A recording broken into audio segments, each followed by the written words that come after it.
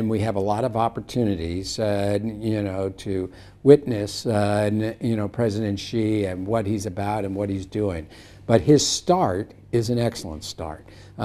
He's provided enormous leadership within the country. He has surrounded himself with very strong people, and he understands that this isn't a one-country silo. That he's part of a global environment, a worldwide environment, and China's leadership, which is important here domestically, is also important around the world. Again, China, is a very large, powerful economy. It's the second largest economy in the world. And so from a leadership standpoint, the president understands what reform is about, what change is about, what transformation is about. And he's putting a lot of things in place trying to do it. So I would give him as a start, extremely high marks, for the aggressiveness with which he is going about bringing about change on that part. In the 3 decades of reform and opening up, China became the second largest economy. And last 2 years, there has been a decline in the growth rates.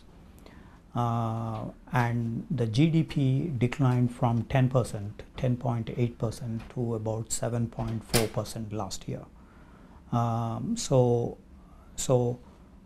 President Xi Jinping today has new problems.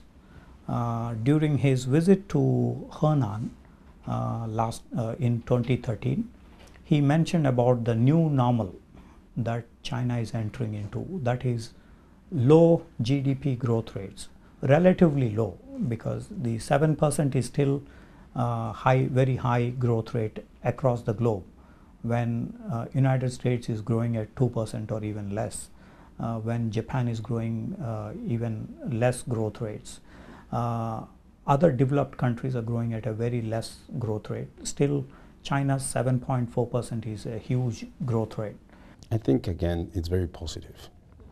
I think that it is not only a continuation of something that was already being brewed and what's coming up at the right moment, when the economy is slowing down.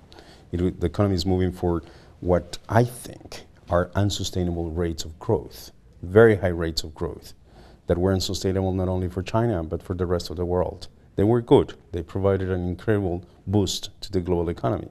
But an economy growing at 7%, 8%, it's a more normal economy now for the levels of income and development of China.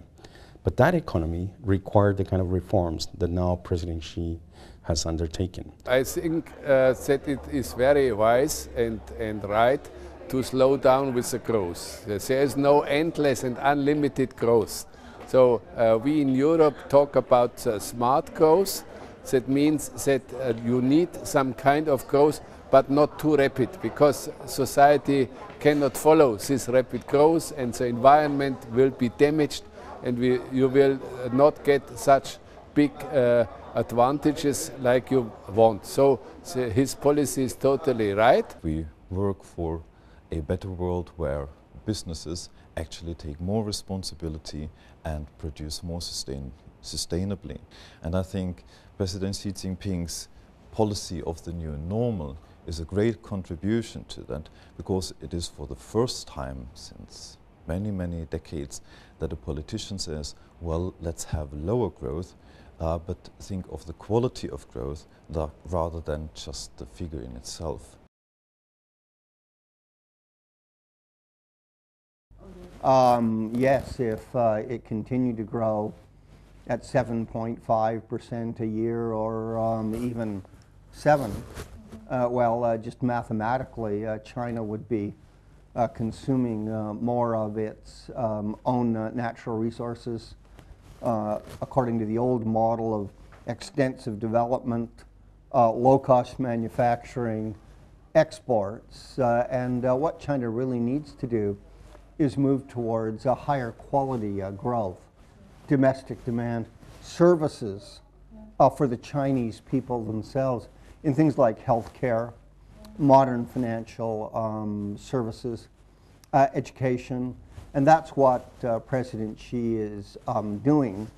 So if you get higher quality growth at 6.8% rather than low quality growth at 7%, that's really good for the Chinese people. And there's enough new engines of growth in the global economy.